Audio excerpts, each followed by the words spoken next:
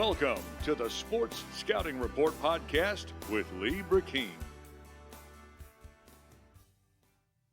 You're listening to the Sports Scouting Report with Lee Brecheen. We have a great recruit, a great young man on today as a guest from Sinlaw Parish. People don't really understand that sometimes. It's Alexandria.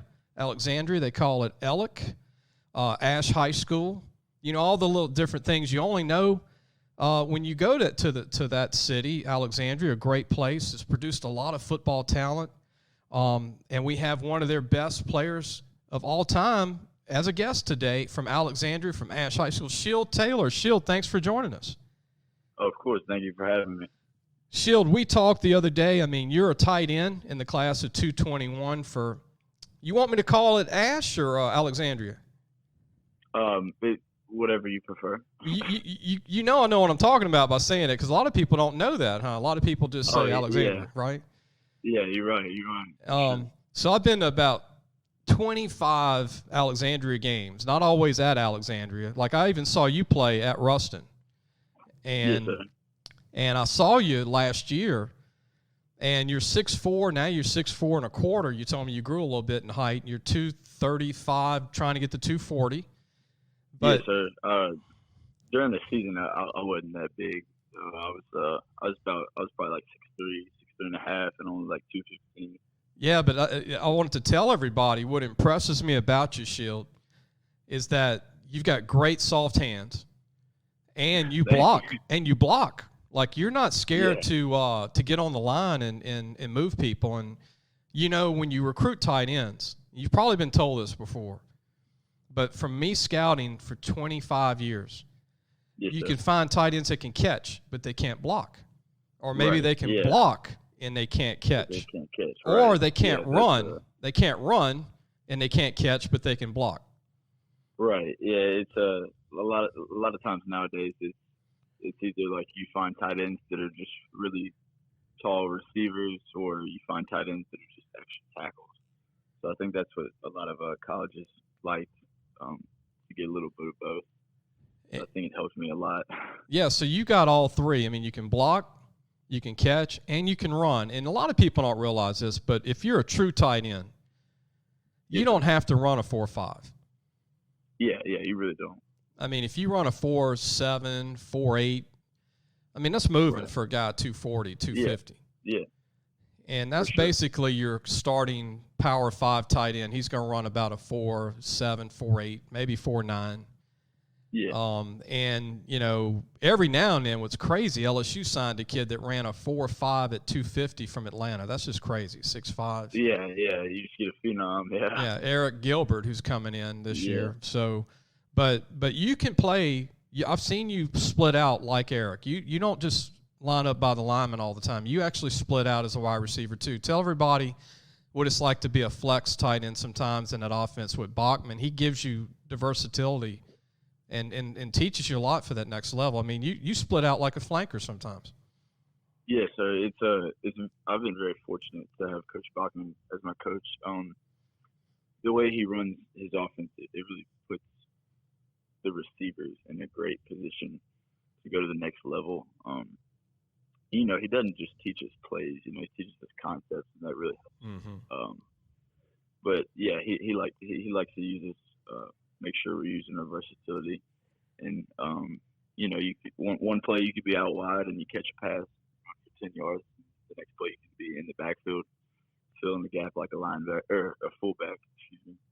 And it's very interesting, but it's fun. It definitely is. Hey, and Shield, I want to tell you, Thomas Bachman was a heck of a receiver in his day at Evangel Christian. Oh, yeah, without a doubt. I think he still holds some records in the state, actually. So. He was like the best 5'9", 5'8" slot receiver in the state his senior year.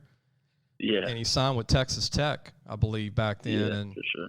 He caught like 70 balls a year, you know, over 1,000 yards, had some stupid amount of touchdowns, but he was a before his time for that slot spot.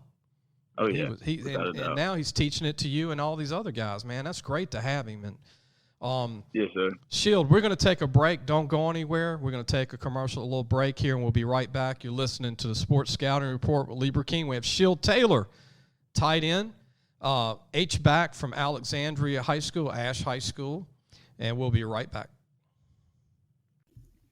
Hello, Sports Scout Report fans. Like what you hear? Well, you're going to love our content at LAFootballMagazine.com. This week, check out Recruit Spotlight on Landry Walker quarterback Justin Hudson, who has committed to the Tennessee State Tigers this past week. Also, make sure to check out our podcast and pre-order your North or South Magazine edition for this upcoming season. All that and more on LAFootballMagazine.com. Welcome back. You're listening to the Sports Scouting Report with Lee Brecheen. We have Shield Taylor, one of the top tight ends in Louisiana, class of 221 from Alexandria High School, Ash High School as they call it, in Alexandria. But Shield, let's talk about the colleges that you have that have offered you some impressive schools. Yes, sir. First of all, your grades are pretty impressive. I could not have made your GPA or ACT if I would have studied 42 hours a day. Man, You have I can't really. You have a 4.35 GPA. Yes, sir. I can't really credit that to myself, though, man. We had some really great teachers at Ash, so they want you to succeed as much as you want to succeed. So they definitely helped me a lot. They're gonna love you even more now, Shield. But yeah, 4.35 GPA, a 27 ACT, and you're not done. I mean, you could hit a 30 if you want to, probably. And yes, sir. Stanford has offered you. Stanford, not bad. Washington Huskies, Virginia, Duke, Yes, sir. Georgia Tech. We're talking about academic row here. We're talking about Yes, sir. the elite. And then you've got other offers. I mean, you got ULL and Lafayette. You've got all the state schools except LSU, which could happen. Yes, sir. Which could happen in the fall. And Right. but you've only visited UL because that's the only school you could get to before the coronavirus hit. You said you took a visit to UL's campus. Yes, sir. I went sophomore year with my coaches. My coaching, or Ash's coaching staff and UL's coaching staff, does a lot of their practices the same. So they wanted to go down and watch one of the spring games, or the spring practices. So they took me and Bud Clark. At the time he was a junior, so we went to go watch, and that was really the only campus I got to visit. So. Yeah, and then I know they want you really bad to stay in state, but you've got Stanford here, man. I mean, we're talking Andrew Luck. We're talking John Elway. We're talking tight end U. We're talking gazillion tight ends in the NFL, right? Yes, sir. What do you think of Stanford? Man, it was really like overwhelming at first. It's very intimidating, but I think one thing that stands out the most is just the people. Like anybody I've talked to that even in relation with Stanford is just like it sounds weird, but they're just happy. They're just really joyful. But one thing I really like is their coaching staff. Every time I talk to one of them, they ask you all the football questions, how's practice going, and everything. Mm-hmm. But they really ask the personal questions. Like each time I get on the phone, they're like, "Hey, how have you been a good influence to the people around you?" And stuff. So I really think that's what I'm supposed to look for. So you're gonna, I guess, coaches. Once all this virus stuff clears up, obviously you probably want to take an official visit to Stanford, right? Palo Alto, California. Yes, sir. I'd really like to, and I'm not really sure if I'll get the chance to, though. Yeah. And what about out of the rest of the schools? Who do you like out of the Georgia Techs, the Dukes, Virginia, Washington? Those are all really great schools. Yes, sir. Yeah, I mean, I really like the Power 5 schools. I like, Washington, Virginia, Georgia Tech. I mean, man, there's just a bunch of really good schools that I'll have a hard time deciding. Yeah. So. I got to mention this, man. I've got to mention this to make you laugh, too, because this is going back to last year. Y'all had one of the best defenses in the state last year. Without a doubt, yeah. Y'all played Ruston. Y'all played all these huge big-time programs. Pineville was good last year. I mean, just big-time program after program, and had a great year. But you had Jacobian Guillory at nose guard, D-tackle. Heck, he could play DN. Yeah. What was it like trying to block Jacobian Guillory, who signed with LSU? What was it like? Did you look forward to that or not look forward to that in practice?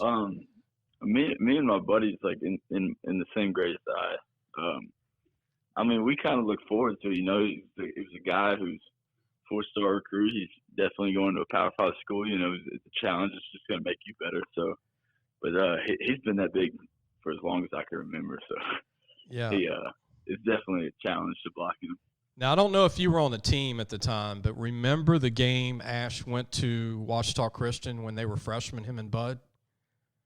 I think I did go. Because my brother still played at that time. So you were probably there, but I was at the game. Remember, it was at Ouachita Christian? And Bud and Jacobian were making their first starts. Yeah. And I'm at the game, and I'm on the sideline. And I talked to Thomas before the game, and I said, Thomas, who do you have to look for like 3 years from now? And I thought he said nobody. He said, man, check my nose guard out, Jacobian. He's a freshman, number 99. Yeah. And he said, check out this Bud kid, Bud Clark at corner. He's a freshman.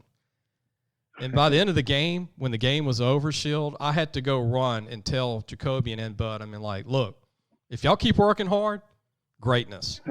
But I was just – it was an accident that I just happened to pick that game. And it happened to be a heck of a game. I think Ouachita Christian won late, and it was a battle. And Jacobian had like 4 sacks and 12 tackles. I mean, this guy's like – and this gets back to what you were saying. He was always big.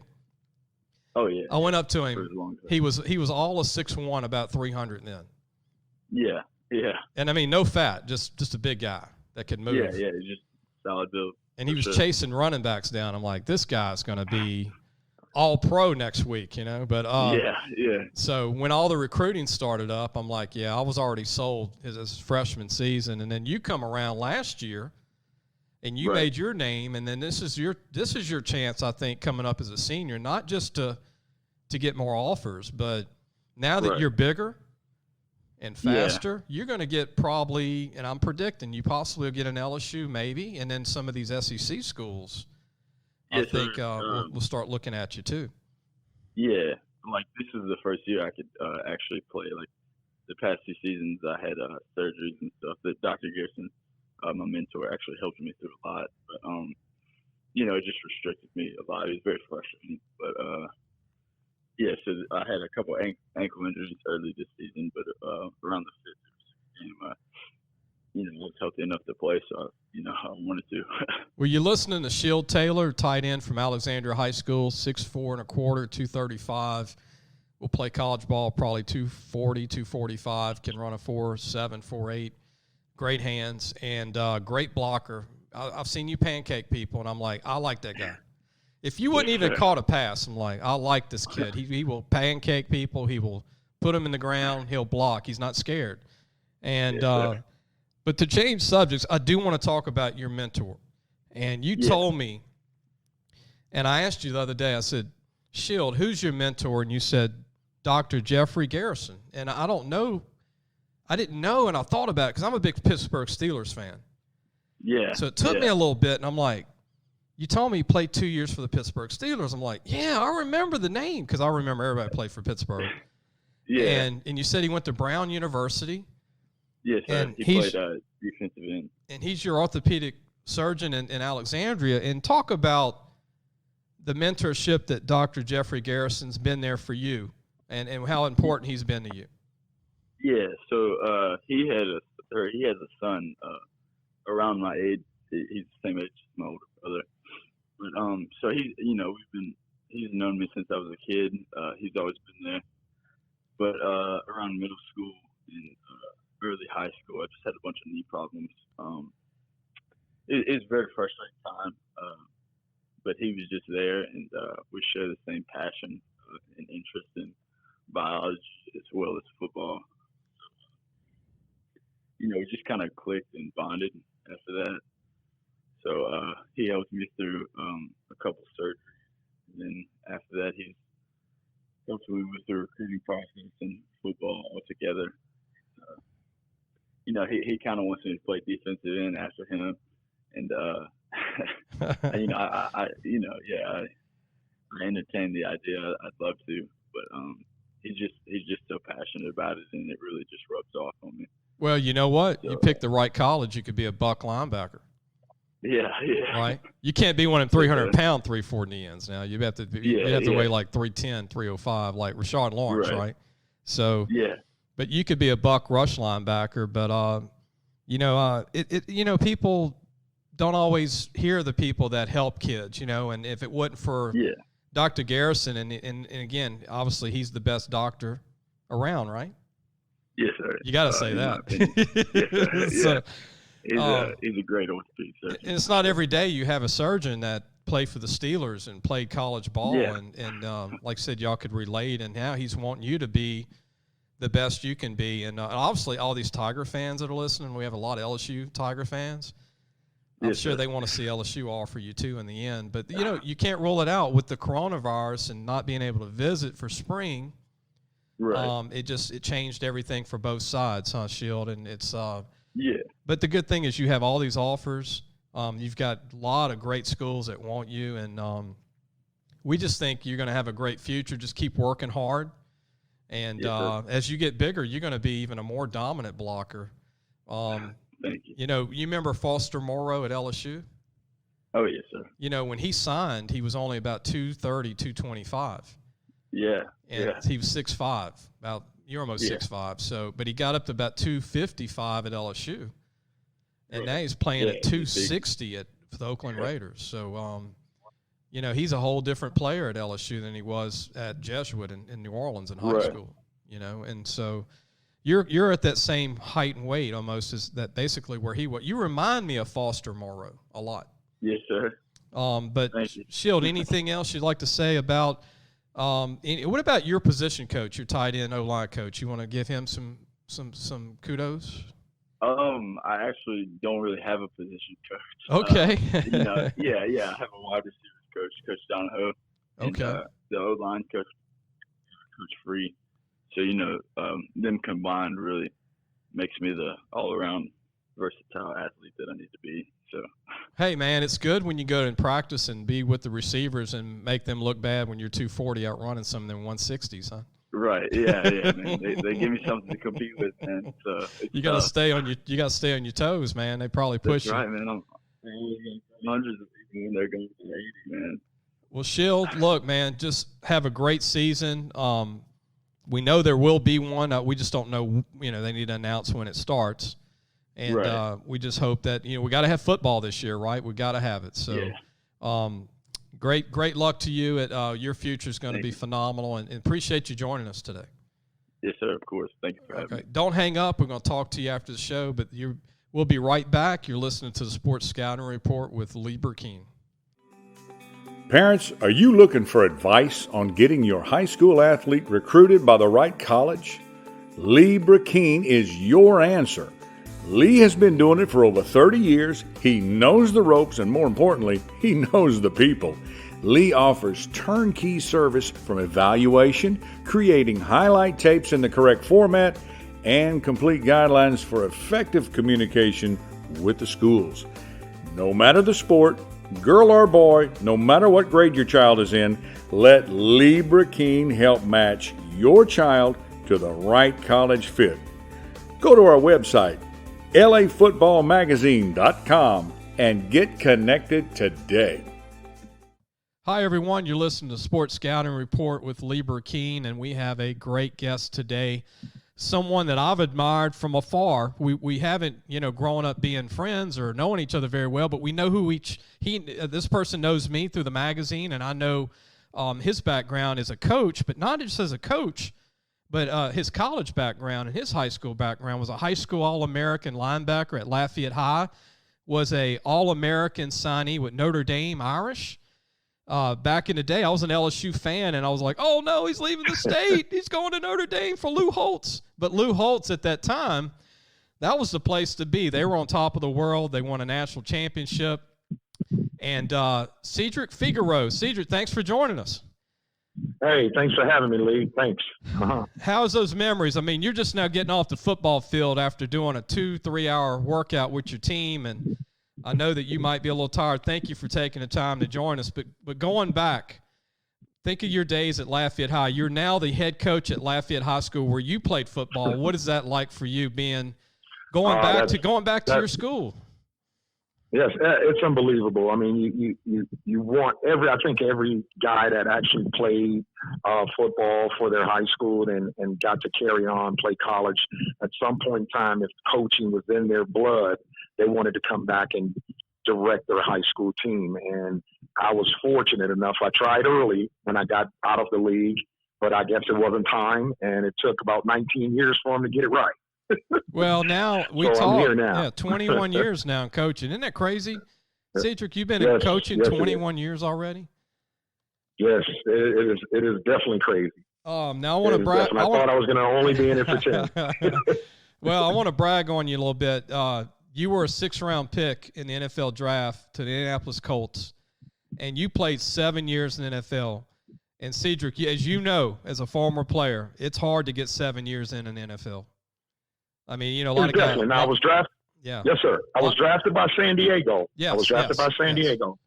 But yes, it's hard to get drafted, and we all know that. And then it's also hard to stay there. And I guess when I got there, most people feel they've settled their dreams. I've made it. But I think I learned early on when I saw a first-round guy get cut that anybody can get cut. Right. Reality. Woo, reality. So, yes, it set in quick. So when I saw that, it was like, you know what? You have to make sure you work every day. You have to make sure you're better than those guys to be able to be on this team, be a part of this team. And that was my goal, to outwork everyone. We're listening to Cedric Figaro, the former NFL player, former Notre Dame Irish player, also current head coach of Lafayette High School. Hey, you all these young kids listening, and mom and dads, this is what they need to hear, because, you go to camp and there's a first rounder that's not working hard and he's got a $2 million a year contract, and they bring him in and go, all right, you're cut. We don't like what you're doing. You're not backing up the money we're paying you. And that's what people need to hear, because that's when you get this money, it doesn't mean, okay, you're going to get it for 10 years and you just show up. Not at all. And that's the thing about it. A lot of people talk about NFL being not for long. The players joke about it. The average stay in the league was 2 years at the time when we were there. And like I said, I saw guys leaving in after one. I saw guys leaving after half. I saw guys that were actually better than other guys on the team get released. Yeah. So those things set in, and you're like, wow, hold on. This is a business. I love to play the game, but it is a business. Well, you were drafted San Diego 1988, right? 1988. Yes, sir. And 6th-round pick of the San Diego Chargers. You played for the Colts, too, and Cleveland and St. Louis. Yes, sir. What was your favorite city out of all those? Did you have one? I guess the favorite city, if you wanted to live in a city, it would probably be San Diego, obviously. Okay. Beautiful weather year-round. But as far as a football city, I would say Cleveland was the best by far. The fans knew their players. I remember I walked in, short little story, I went in to work out for Cleveland. I just left Indianapolis, worked out for Cleveland. And a friend of mine, after the workout, he was dropping me to the airport. We stopped in the bar, and a fan came up to me and said, "You're Cedric Figaro." And I was like, what the hell? And right then and there, I was like, I had a lot of respect for the fans of Cleveland, because this guy didn't know me from anything, and he just walked up to me and said who I was. So that was major respect. I love the fans there. They loved the Browns there at the time. With Belichick was the coach at the time, and Saban was both there at those times. So, like I said, I think that time probably would have been my best time as far as the fans in the city of Cleveland. We're talking to Cedric Figaro, the head football coach of Lafayette High School, the new head football coach. Was at Acadiana last year. We're going to talk about his son, Thaos, later, who's a class of 221 linebacker, like his dad was a linebacker. Coach, a little bit more about Cleveland. Aren't we all pulling for them to win a championship at some point because of their fans and support? Oh, the fans are great. I mean, they deserve it. I mean, the fans deserve it. They do deserve it. I tell you what, at some point in time, I mean, I was happy for them when Cleveland, the Cavaliers, won it in basketball. And like I said, with those fans, they deserve it. They work hard. Not saying that any other city does it, but my experience, they do deserve it. Yeah, what's amazing, the story that Cedric mentioned, when that fan knew who he was. They only do that in college football usually. Yes. Right. And look, here's a tidbit that you might have thought I didn't know, but you are the uncle of Minnesota Vikings linebacker Anthony Barr. Yes, I am. Yes, sir. Hey, man, you got to Yes, be sir. pulling His for father. Anthony's a great player. Oh, definitely. Oh, definitely. Definitely. You want to say he stole some of the skills from me. He probably didn't. But you tend to say, oh, yeah, he learned that. He was watching me. He learned that from me. But like I said, excellent kid, devastating NFL linebacker, Pro Bowl many years. And he switched positions. He was fairly new at the linebacker spot, but he was such a great athlete and such a great football player that he could move positions and still be drafted in the first round. West Coast kid, UCLA kid. Yes, sir. West Coast. Yes, sir. West Coast, UCLA. His dad, you probably didn't know, was Reggie Brooks, who played running back for Notre Dame. I didn't know that. And his uncle is Reggie Brooks, who played for the Washington Redskins, running back in the NFL. So yes, he comes from great lineage. And look, in these linebacker, in the LB linebacker position, just keeps growing and growing. Your son, speaking of linebackers, Thaos, I'm very big on Thaos, and I know you're a coach. I mean, and coaches are usually the hardest on their own kids that play football. But I watched your son play last year at Acadiana High School, and I think the world of your son. I think he could be, as you already know, a big-time D1 linebacker. But he played a little rush in too in that scheme, and they had the best defense in the state last year. You were on that staff, Coach, before you were hired at Lafayette High. But what do you think of Thaos compared to you? Compared to Anthony, the Barr, compared to, all the great linebackers that have come out of Lafayette High, Trev Falk, as you know. We talk about Ross Brubacher, played at A&M. Yes. Jerry Fontenot came out of there. Me and you talked, went to A&M, was an offensive lineman. And you, Cedric, you played at Lafayette High. Such a great traditional linebackers coming out of Lafayette High. Where does your son, where do you see your son? Because he's got size, he's strong. He's a 6'2" kid that can run, but like I said, he played a lot of rush at Acadiana, but I think he could be a true linebacker. Yes, sir. And that's what I guess we're going to play him in a more of a stand-up position. We did at Acadiana in a couple games to show his versatility and, the scheme at the time called for it. But he definitely played a defensive end in a 4-3 scheme with Acadiana. We're going to switch that up a little bit. He's going to do more dropping. And he did drop as a defensive end. Yeah. But now he's going to be more of an outside backer type. So, which should suit him more. His rush capabilities, he can cover, and he also can drop and rush. We know that. So, as how he stands with all, the others, he takes a little bit from each of us. I guess the speed, I would say speed-wise, he's probably on the higher end of that as far as that speed, football quickness. Aggression part of it, he's probably in the middle. I don't think he was as aggressive as I was. Okay. But he's getting there, and he's learning how to be that. And just the smarts. He has that. I think he takes that from Anthony a little bit, and also, like I said, he's going to understand the game. He understands. He understood it as a defensive lineman. Now we're expanding that football knowledge to linebackers and some safety type. We're listening to Cedric Figaro, the head football coach at Lafayette High School, played in NFL 7 years, played for Notre Dame.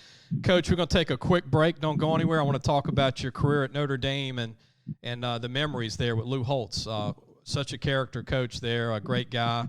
We'll be right back. You're listening to Sports Scouting Report with Lee Brecheen. Hello, Sports Scouting Report fans. Like what you hear? Well, you're going to love our content at LAFootballMagazine.com. This week, check out Recruit Spotlight on Landry Walker quarterback Justin Hudson, who has committed to the Tennessee State Tigers this past week. Also, make sure to check out our podcast and pre-order your North or South Magazine edition for this upcoming season. All that and more on LAFootballMagazine.com. Welcome back. You're listening to Sports Scouting Report with Lee Brecheen. We have Cedric Figaro from Lafayette High School. The head coach played at Lafayette High, was at Acadiana last year when they won the state championship and helped that defense become one of the best defenses in the state.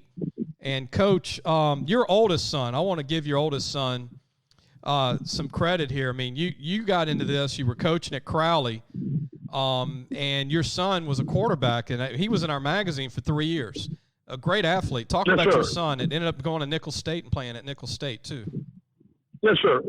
Toscani started out as a quarterback safety. We moved him to a little outside backer, which is almost like a still outside safety. And then he moved to quarterback. And after a career at Crowley, he ended up going to Missouri for a little bit. And then he came back and Nichols offered him a scholarship. And he started for Nichols for a year.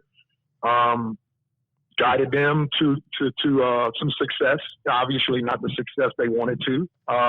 And then, like I said, he finished his career, graduated from Nichols with a business degree, and now he's in California being an entrepreneur. But we're going to get him back here to help us coach, to get our quarterback straight here. We're going to try to steal him and get him back here. That's good. And I remember in his day, I mean, he was 6'2", about 220, and ran like a running back. I mean, he had speed for a big guy. He was very athletic. Yes, sir. So your son Thaos is going to have a lot of options. And talk about his recruiting, Coach.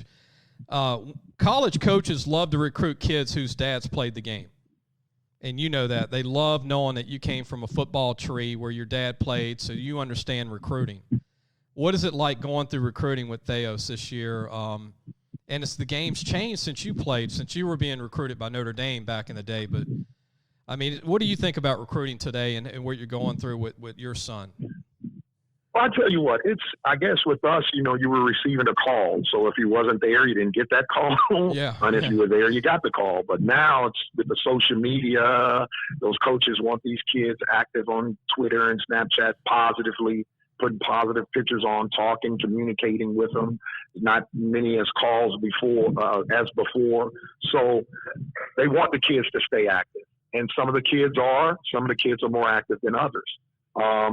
So it's a little different in that way. As far as the concept of understanding colleges, it's what are they offering? What is education-wise, what are they offering you? What is your major? What do you want to major in? So we're kind of looking at the whole picture, not just the school, but the city and the surrounding areas as well. Is Notre Dame looking at him since you're a Notre Dame grad? Does that come into play at all? No, Notre Dame has not. I found that funny with Notre Dame. They tend to kind of want to do things on their own. They don't reach out to alumni players. Mostly only the guys that are working in-house. So usually it's you find it funny because a couple places I've been before, Notre Dame has called those kids and tried to recruit them, but didn't contact the coach that was on campus that coached this player. So those players tend not to go to Notre Dame. When they get that in order, it's kind of in shambles a little bit. I think they're on point, but they're missing out on a lot of kids, and they'll catch up. We listened to Cedric Figaro, the former Lafayette High All-American signee with Notre Dame, started for Notre Dame, Lou Holtz, and now the head coach at Lafayette High. Cedric, what about your days at Notre Dame? Lou Holtz is a character. I mean, he's gotten this ESPN job where at one time he was drawing plays on the washboard, and calling these. He's known for these fired up 30-minute pep talks. Do you remember him doing all that with Notre Dame? Did he always have this humongous pep talk? Yes, he at any time you're going to get a pep talk. He's also a magician, so he's a little, I don't know, amateur magician out there. I don't know professional, but amateur magician. So he's at any time, you're going to get a sermon, you're going to get a lesson, you're going to get some taught to you at any time. You just have to listen, and be alert because there's always going to be something, that he's leaving you, like breadcrumbs.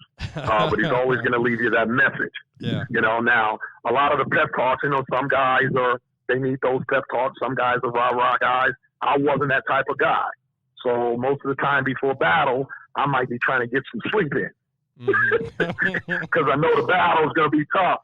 Back in those days, they'd say, what are you doing? You're sleeping. You can't sleep. You're about to play a game. And now they're telling you, hey, you need sleep. So I don't know what it was, but, yeah, I was always trying to get a few extra little shut-eyes before I went out on that field. Well, like you said, because I know it's going to be work. You didn't need anybody to motivate you. You were ready to go. And then some guys Yes, needed to wake up and, get fired up. Yes, sir. Did it not work sometimes for him, and did he get mad about it? Did Lou ever get mad that something didn't work? Yes. Yes, Lou was mad most of the time. So, yes, definitely. Because, like I said, he's a perfectionist. Yeah. And he wants you to be perfect, and he wants you to work to be perfect. So that's the things when he would really get upset if he thought you wasn't giving your all to be that perfect guy at 100%. Cedric, producing at 100%. You were with Belichick with Cleveland when you played in Cleveland. You were with Saban, was on that staff. A great time to be there. And then you're around Holtz. How do you compare Holtz, Belichick, and Saban? Are they the same mold? Okay. Nick was a DC at the time, so he wasn't in total control. Okay. He was controlling defense, right. But he wasn't total control. So it was a different Nick than Nick now, but it was still. Those guys they're perfectionists. Yeah. Belichick is up at 4:30 in the morning. I'm walking in at 5. He's been there working out. He's on the treadmill. So you're not going to outwork him. Same thing with Nick, and Lou's the same way. So just being around those guys, you understand the determination, the work that you have to put in to be great. And you also expect that from your coaches and your players and your staff and the support staff. And when you expect it from everyone, then you can't do anything but win. Yeah, they're never satisfied because they know that if you quit working hard, they're scared of failure. They're scared of something not being there to lose a game. And Holtz, like you said, Holtz was that way, never happy. When you were there, they got Tony Rice at quarterback, one of the best quarterbacks in the country. They had Jerome Bettis. Y'all had some players. You had some heck. Well, Jerome came after me. Tony was there with us. Jerome came after, Rocket came after, but we had, Tim Brown, Alan Pinkett. Alan was there before Thaos, but we had Tim Brown. We had great guys there, and I think when I tell people this, I said, the year Notre Dame won the national championship, they probably had about 3 or 4 starters that returned from the year before. Mm. So just imagine the year before with us, our senior year, we should have won that thing. Mm-hmm. You know what I'm saying? But he was also trying to get to learn us as players as well. So it was a learning process that year with him, but this was his second year, but we should have won. We should have been in those games, same mention category, that national championship the year before as well. And at that time, Notre Dame had some of the best offense and defensive lines in college football. Correct. Not that they're not any good now, but they're not on that level like they used to be. Wouldn't you agree? Like they had the best. They had the best. Yes, sir. Yes, sir. They had to pick. I know the year I came out, 84. On that Notre Dame team, I think we had 3 or 4 guys that came off the parade All-American team, and I think we only brought 13 kids in. Mm. And I think 3 or 4 of us was on the parade All-American team. And then Tim Brown wasn't even on that team. So Tim Brown was the blue chipper.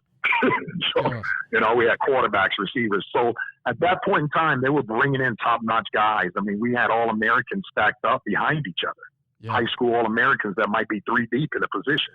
Yeah. So it was a competition every day. If you wanted to play, you have to compete. You even had Rod West from Brother Martin at Notre Dame during that era. Yes, he was a great player. And Stonebreaker. Stonebreaker as well from John Curtis. Yeah. Yes.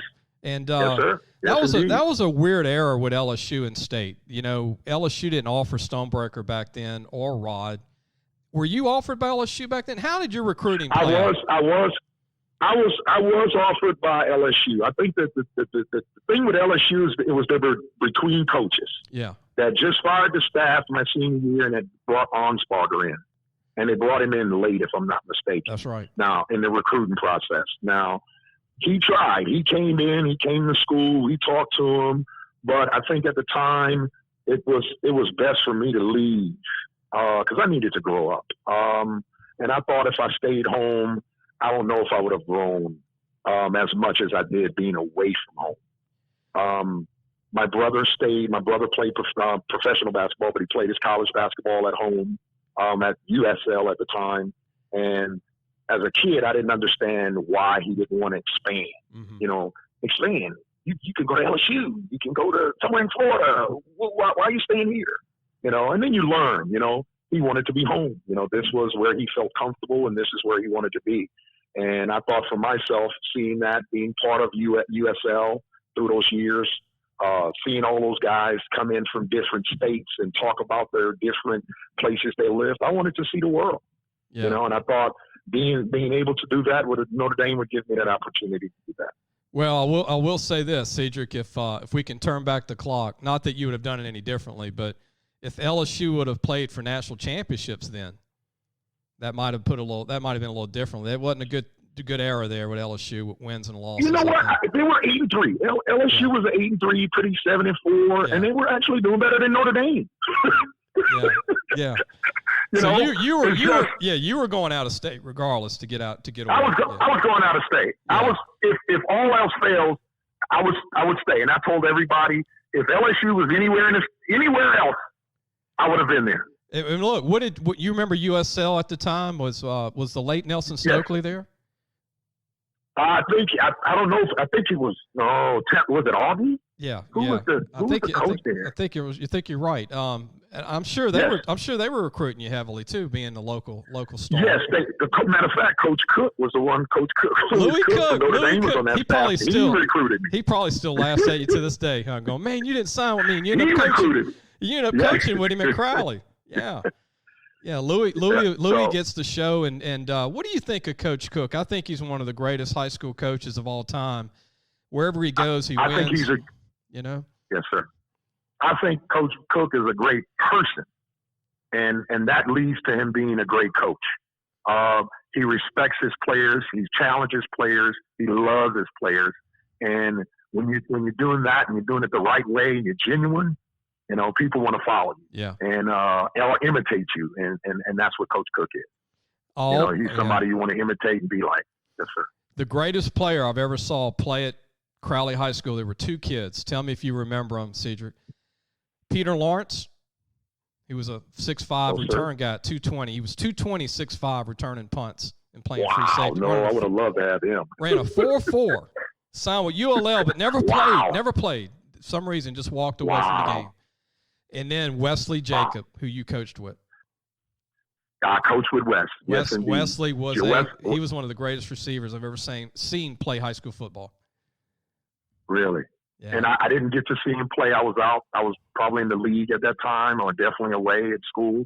But Wes and I talk about it when we coached together at Crowley, and it was a challenge every game. We would, I tell you, not only on the field, but even when we got in the meeting room and get on that chalkboard, we'd be challenging each other, And it's a great thing is when you add Josh Fontenot to that as well. We're all in there trying to compete and make Crowley the best team that we could at that time. So, it's great. Now you get to compete against those guys. Coach Cook, you get to compete against Wes. He's with Coach Cook now at Notre Dame. And then at Southside, you have those guys in your district. Yeah. So, it's going to be fortunate for me. I get to play Notre Dame in the Jamboree this year. Oh. So I get to play against Coach Cook and Wes Jacobs. And then in my district, I get to go against Josh. So those will be great games that we have marked off already. You can only laugh after the game, right, Coach? That's it. During a game, it's like going against your brother. Like, we're gonna beat you. I'm going to beat you. I'm going to get you today. Yes, indeed. So now that you're the head coach, you were at Acadiana last year. That was a remarkable defense, Coach Figaro. Last year's team with Acadiana, you were a part of that staff. You and your son are now at Lafayette High. But what goes through your mind getting that state ring last year with Acadiana? That was a special team. It was a special season. I mean, every week you think, hey, look, we can get better. Hey, we're not as good. We're bad. Hey, and then you're still winning games. You're getting better, but you're still winning games. And I tell you what, to go through a season where you're 15-0, you played some tough teams, some challenges doing that, and you're also with your son. I mean, I don't know if there's ever been a season that I've went through that or remember more than the last year with Acadiana. State championship year. Yeah, that defensive line, which returns three other kids. With your son Thaos that was there, that is the best 4D lineman I've seen on a defense since West Monroe back in the late '90s. Incredible. I tell you what, and you said 4, you probably missed a couple guys. That's right, and that's the thing that a lot of people didn't know because we had some young guys that had to step up and play, and we had older guys that a lot of people didn't think we had. So on the defensive line, we literally had about 9 kids that we could start. It's amazing. And probably 8 of them had start during that season.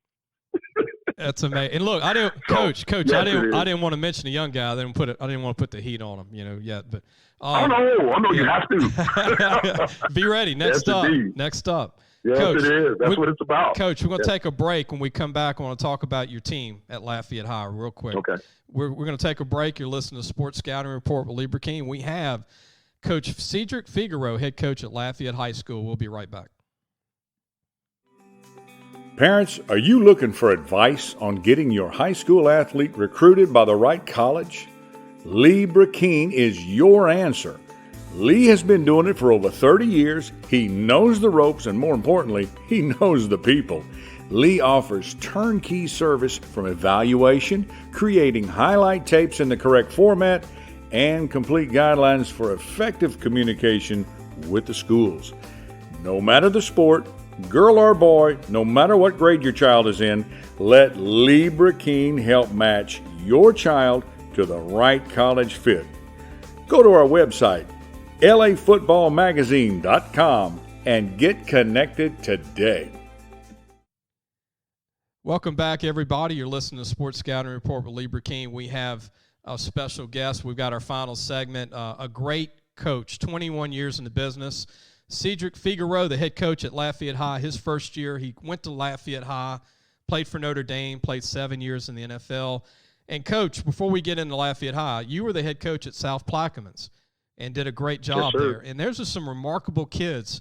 I know Lyle Feed is the head coach now who played there and played at Louisiana Tech, but great skill players at South Plaquemines, and a lot of those kids are underrated. Yes, sir. I tell you what, I love that place. That place is a small little place, but I tell you what, they love and they play hard football, and they love the game of football.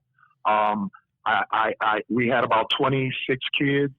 We probably played legitimately probably about 21 kids, and those kids didn't leave the field. And I have film to show it, where we have kids that actually played a whole game, offense, defense, and special teams. So those kids fought. Now, we trained hard and we fought hard, but I tell you what, it's just a special breed of child down there. Those kids, they're tough.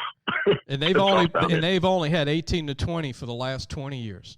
It's been that way forever. That's it. Even when they won the state championship, they had that Bradley Silv kid that went to Alabama. They still only had, I think they might have played 15 kids. And, Coach, what people don't understand that are listening, that's special teams too. Yes, sir. The same kids. That's it. Yes. When I tell the coaches hear some of the film, they're like, hold on, Coach, he didn't lead the field. I was like, yeah, he can't. Yeah. We're talking about punt team, kick team, extra point team, offense, and defense. Yes, sir. Unbelievable. Yes, sir. But now turning to your team, Lafayette High. You got a good quarterback in Ian Saunier, who's going to be a senior, a good baseball player too. You've got some good talent. I think you got a really good offensive line. A couple of your offensive linemen are very underrated. I've got one kid, the St. Julian kid. I think he's a sleeper, Coach, for college. And I know you probably agree. He is. And we're working with Corey. Corey's a large frame guy, passionate guy. And what we're trying to do is we're just trying to maintain, get him to understand his weight, his balance, and those things, and get a little better than what he was last year. All we have to do each game, each practice, get a little better each time. So that's where we're pushing Corey at right now. We also have an offensive line that started with Ray Vaughn, is also a senior. Spears, 6'2", 280 kid, played left tackle last year. He played left guard last year. Corey was the left tackle last year. So we're looking for those guys to lead us. They're going to be seniors on that offensive line, and we're going to look for those guys to lead us. We also have a couple of young guys that are going to have to step up, sophomores, that we're going to look to step up on that offensive line. So we're going to be young, new. We're going to have a couple older guys in there, but we're looking to move that ball this year. And you got your son Thaos at linebacker on defense. You got a pretty good D-line. And in your quarterback, what I like about Ian is he's a dual threat guy. He can run and throw. Yes, he loves to run. And I'm trying to tell him that he don't run as much. You need him. But you need him. He's a tough kid. Yes, it is. He's a tough kid. And his brother right behind him, Grayson, is just biting at his heels. You know, he's out trying to outwork him, and that's a good thing because that brotherly competition, and they're both playing the same position, so they're just chomping at each other right now to be the best. So the quarterback competition that we have now, obviously, is going to be Zan, but Grayson is pushing him every day, and that's going to be good for us. Receiver spot, we're going to be good. We're moving some guys around. I think we have about 5 or 6 of those guys that we definitely know we can count on right now. So that's going to be fortunate. So it's just putting it together, the timing, offensively, making sure we're doing the right things as far as running and passing the ball. And I think the defense, we're going to be solid. We're going to be really solid on defense because we're going to have to be until our offense catch up and with timing and pace and those things. Coach, what I also like about Lafayette High, y'all got a good soccer program, and that means there's always good kickers coming. We should have a good kicker. That's what it means. We should have a good kicker. Well, like I said, last year, I don't know if we're going to be able to replace him. He was a great kicker. He was all-state. I think Jake, he was a great kicker. So hopefully we get someone that could be half as good as he is, and then we'll be okay. Listen to Cedric and Figaro. then training. Yeah, Coach, you got. I know you're fired up, and this is your first year, and back at your old school, and I'm excited for you. I mean, again, we've talked for the magazine, we talked with your sons and recruiting with Louisiana Football Magazine, but I really enjoyed having you on today, and I'm glad we were able to tell your story. Because, look, a lot of these young kids today, they don't remember about Notre Dame, if you were born in like 90-something, right? And then your son Thaos and, all those old names that we brought up, Tim Brown, Rocket Ismail from Harrisburg, Pennsylvania. Yes. Yeah, and, Bettis was a Michigan guy, and you were a Louisiana guy. Yep. And yes, so they had all those great linemen. Ulm was a great lineman up there. All those big-time players. But, Coach, thank you for joining us. Yes, sir. Man, it was and then Rod West, like I said, from Brother Martin. Yep. And the battles. Oh, one other thing about Notre Dame. Were you a part of that Miami game when y'all played Miami? Not the ones that got in the fight. I was gone. That was 1 year. I was 1 year removed from that one. That was the year. And the last time we played Miami, they beat the pants off us. Yeah. So it was. Yeah, that was a kind of a revenge, I think, for the battle. I think it was, matter of fact, it was Thaos last year, my second year. They beat us 63-6 or 7 or something like that. And then when Thaos came in, I guess we didn't play him for 2 years. And then I'm not Thaos, Holtz, I'm sorry. And then they played him the year after I left. Yes. You would be impressed with this, Cedric. I know where Thaos came from, Cincinnati Moeller High School. Moeller, yes, indeed. Yeah. Cincinnati Moeller. He was the legend of Ohio, and then he goes to Notre Dame, and he's like, no.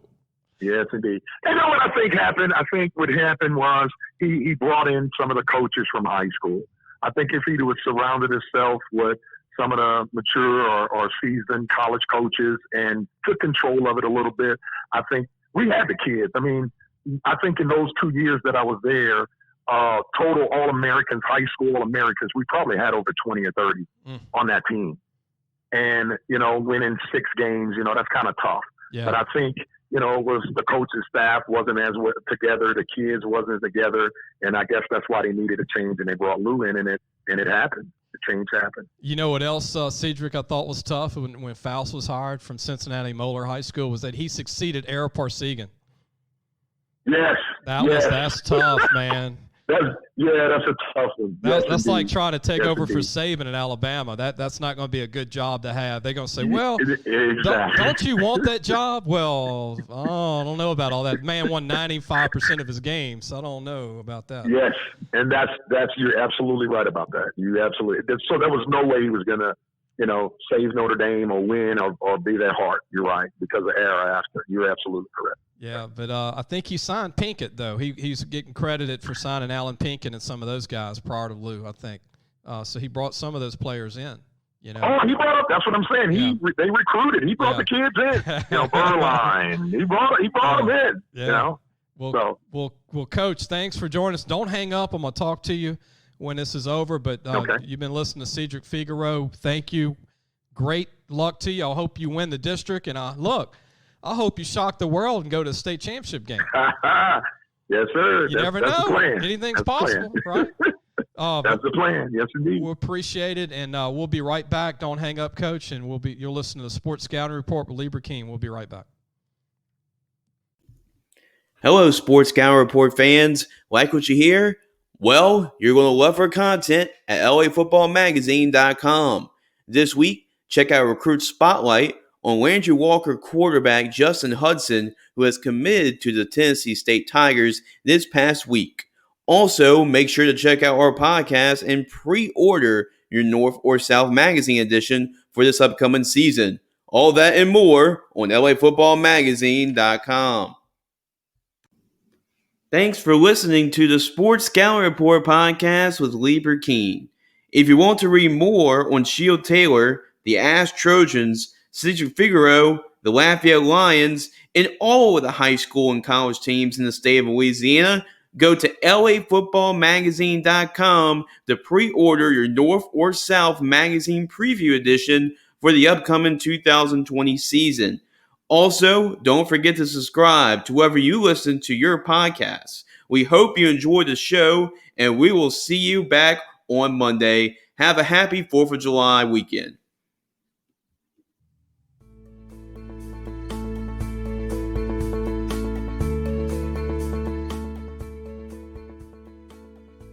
Thanks for listening to the Sports Scouting Report podcast with Lee Brecheen.